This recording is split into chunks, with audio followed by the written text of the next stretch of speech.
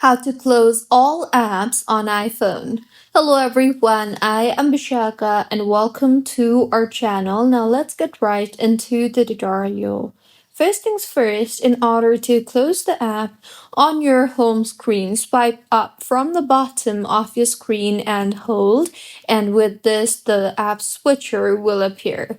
Now simply swipe up on any app that you want to close, and with this the apps will be closed.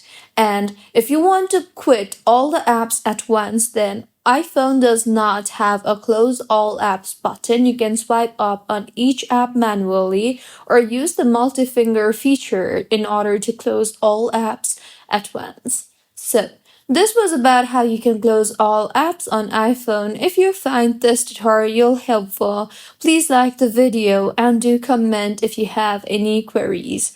Also, do subscribe to our channel for more helpful tutorials like this. See you on the next one.